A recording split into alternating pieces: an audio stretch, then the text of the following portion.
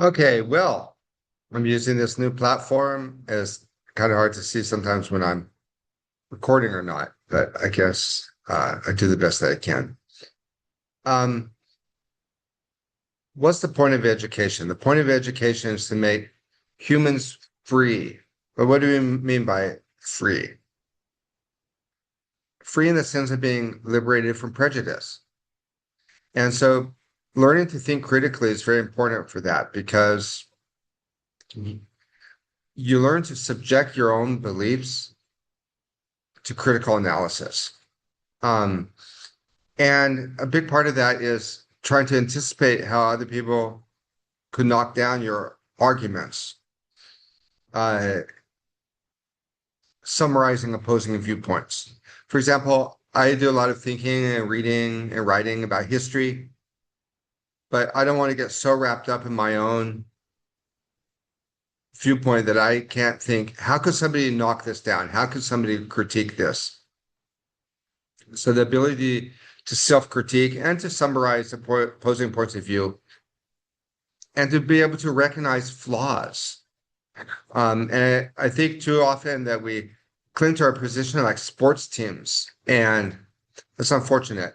You know, and a lot of people, when I talk about the White House cartel and the CIA dealing drugs and false flag terrorism, they react as if I'm pulling this stuff out of my hat. And there's such a cognitive dissonance. But where's this prejudice come from? Is this the prejudice that our leaders are somehow virtuous because they are our leaders and they don't commit crimes, or that America is somehow distinct as a culture, that we don't have assassinations and stolen elections and false flag terrorist attacks? These are crimes so massive that they would shake the very fabric and the very faith in the system on which people believe about the American empire and all these things. And, it's really, let me just put it this way. Kind of lost my train of thought. Oh, yeah. Here's a good one. When people say, well, that's a conspiracy, so automatically it can't be true. But I did a little study a few days ago, how many times I did an AI search of approximately how many times the word conspiracy appears in legal rulings, over the last 3 or 5 years in the United States. We got in the millions, at a rough estimate between 3 and 5 million. That's a lot. So my question is, how can we use, so, okay, as journalists and as researchers, we want to aspire to the high standard they have in courts. If we can aspire to use legal terminology and legal concepts of evidence and proof and precedent, things like this are so important for law. We want to be aspiring to talk about evidence in the way that courts do, where there's very thorough examinations. But here you have a whole group of people that are saying that conspiracies don't happen. Conspiracy just means crime. Lance D. Haven Smith, the great social theorist, he gave us a framework to use. He talked about SCAD, state crimes against democracy. He encouraged people to use this. His hope was that eventually this would replace conspiracy theory and we could actually talk about the specific crimes and admitted crimes. Now, most people will have heard of the Iran-Contra scandals. Most people will maybe even have watched the movie American Made with Tom Cruise or Kill the Messenger with Jeremy Renner. And there are enough in those movies to show that I'm not just pulling these facts out of the air, so to speak, but but what they never present when they're talking about the CIA and drugs is how it was a determined policy over time. What do I mean when I say the White House cartel?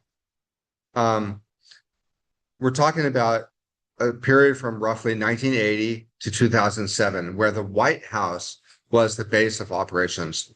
for narco trafficking.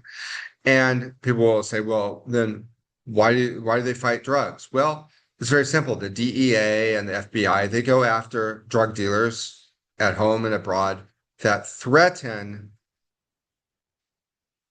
the monopoly that the White House wants to have on drugs.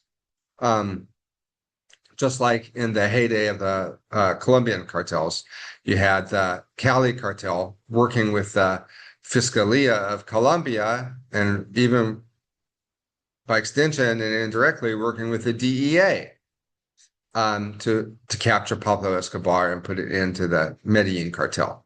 So this is not new, where rival drug cartels will try to put out the competition. And having drugs illegal obviously maintains the high price. So it's a very smooth syndicate. Before 1980, we saw that it was mostly in the hands of like the particular agencies, like the FBI, the CIA, the DEA. What changed in 1980 when America got Ronald Reagan and turned right was just that the way everybody in the White House, everybody in the cabinet was totally dedicated to narco trafficking and everything that went along with it, money laundering and the assassination of the good people in police. So we do know a lot. And the four things that you need for a successful drug cartel is production, you need transportation, you need distribution, and you need protection. And the United States government does the three last ones perfectly. They don't do the production of heroin and the production of cocaine carried out in foreign countries. But the transportation, nobody can do it as effectively as the U.S. military, because they bring the drugs on military cargo planes into military bases. The distribution is easy because they work with informants, and they work with their partners in crime in the mafia. And since the end of World War II, there's been a merger of government and organized crime, because the national security state has allowed for this merger to happen. Then you need protection. That's so you won't get busted and you have cover in the media. And of course, the government is able to provide this. Usually the way that CIA drug dealing or government drug dealing more broadly is dealt with is there's accidents of history or just a few bad apples. So accident of history would be, we just happened to be fighting a war in Laos and Cambodia where there was a lot of poppies that were made into heroin. Or then we just happened to be at war with Nicaragua. And so it's seen as more like an extension of the foreign policy or an accident of history rather than actually the reason for the war in the first place and the foreign policy being centered around drugs. And this is actually, if you read like critics of American foreign policy in the 20th century, like Bill Blum or Noam Chomsky, they leave out this crucial element. A few bad apples is that, these are just rogue elements, special forces, Fort Bragg cartel or whatever, but it doesn't go right to the top. Well, the problem is that they never present the whole history together. I thought the movie American Made with Tom Cruise was very good, but you found actually after that movie came out, the Mandela effect happened, because you had magazines like Vice and Rolling Stone that were covering the life of Barry Seals, but they said that he was a commercial airline pilot that was drafted in. They just didn't even research the life of Barry Seals. They took the movie as fact. Actually, the character of Barry Seals, that's played by Tom Cruise, he started out being an agent in the late 50s. There's that famous photo of him with the Watergate burglars and the future head of the CIA and in a Mexican nightclub in 1963, a few months before Kennedy was assassinated. I think they're called Operation 40. You had the Watergate burglars, Felix Rodriguez, the list of um, Porter Goss, who was the future head of the CIA. Uh, yeah, really good guys sitting next to Barry Seal. So he was obviously a spook since his teenage years in 1959. The photo was taken in 1963, but we know enough about his history to know that he got started in the late 50s as a teenager. So they never presented as policy, and of course, names like Clinton and Bush, they were up to their eyeballs in narco trafficking. So it's a shame that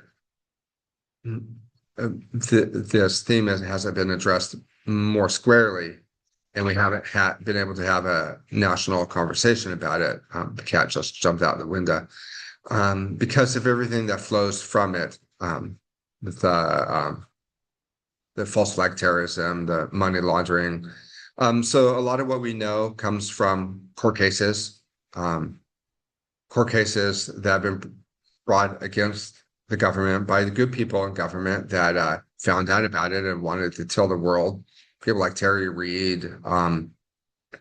A lot of what we know comes from the good people in government who were approached and attempted to be recruited to do these things. Detectives like Michael Rupert, who the CIA wanted to draft into smuggling drugs for them, and he blew the whistle, started investigating. There's many people like that, including people that have worked on these programs, and they realize that they're contributing to the downfall of American youth, and they go public. A lot of what we know just comes from independent journalists. What I do is I put it all together and I can offer a bird's eye view. So I think that's really important. Of course, all through the George W. Bush administration, the CIA and the White House were bringing in cocaine and heroin. There's a lot of evidence for that, including working out of some of these very bases, which we're told hijackers trained at. It's kind of creepy if you think about it. I don't have direct proof that the White House has been continuing since after 2008. I know special forces have been, but I don't know how coordinated that is. But it's a fluid syndicate because now there's all these hundreds of billions of dollars that circulate through climate scams and energy and government allotments for geoengineering, and who knows where all this money is going. And the whole banking industry and the money from the drugs generating income. There's weapons manufacturing, weapons sales. So they strike while the iron is hot in what is politically convenient. Now, with all this scandal about Jeffrey Epstein and the involvement of Prince Andrew, they're making it about sex, and they're making it about the girls, and they're not giving the most important bombshell evidence that Jeffrey Epstein was involved in laundering money for arms sales and for illegal and secret foreign policy. He was involved in Iran-Contra, and his specialty was hiding money, figuring out schemes to offshore accounts. So that puts him right in the milieu of the drug trafficking. And you can't separate arms trafficking from drug trafficking. Michael Rupert, the Los Angeles, California police detective, he said the CIA's plan for him was to take guns to Mexico, take semi-automatic rifles to Mexico, and in exchange to bring back cocaine. This was the same thing that Barry Seals was doing, working at a mina. We have testimonies from people that were involved in making the guns in Arkansas, taking them back. It's a direct reciprocal arrangement that they have. They took the drugs down to the Nicaraguan Contras. They brought back drugs. Sometimes they would take the guns. They take the guns to the Colombian cartels. They bring back the cocaine. Drop it off. either on U.S. military bases or on ranches that were connected to U.S. intelligence, like Don Lasseter's ranch in Arkansas was connected to Hillary Clinton. They're in business together through the Arkansas bond market and the Rose Law Firm. So in all the talk in 2016 about the possibility of having the first woman president, and I hope someday the United States will have a woman president, they made it about sexism. And they said, well, the United States isn't ready, we're not prepared for a woman president.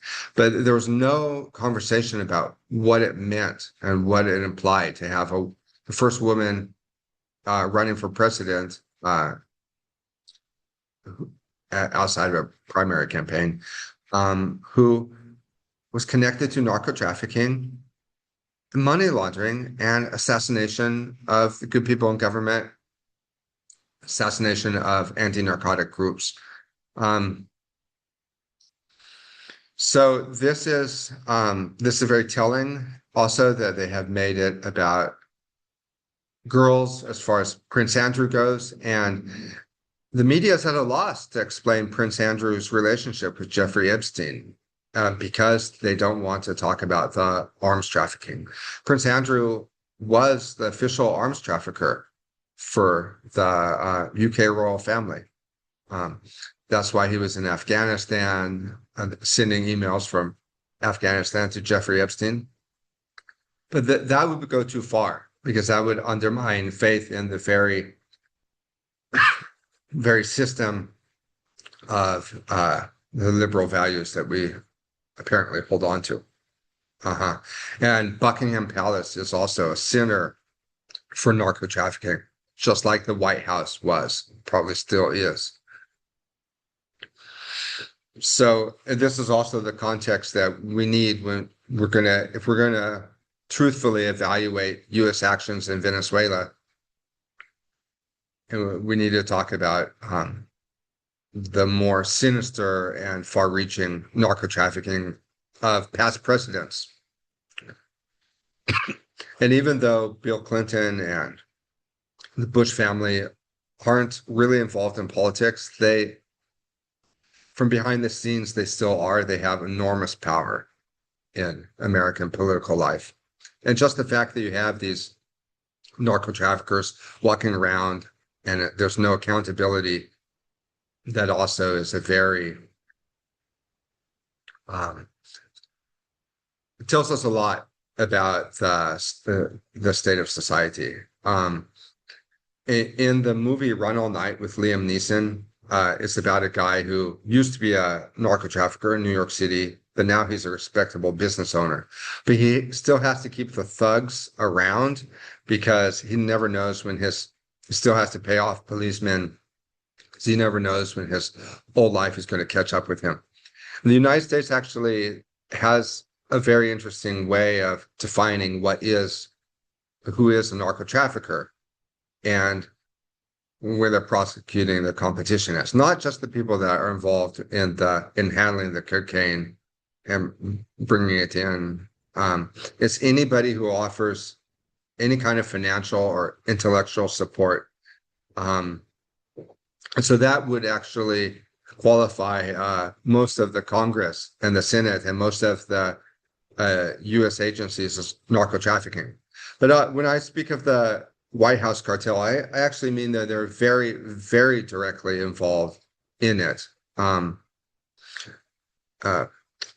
Way more so than just Oliver North and Felix Rodriguez. I mean,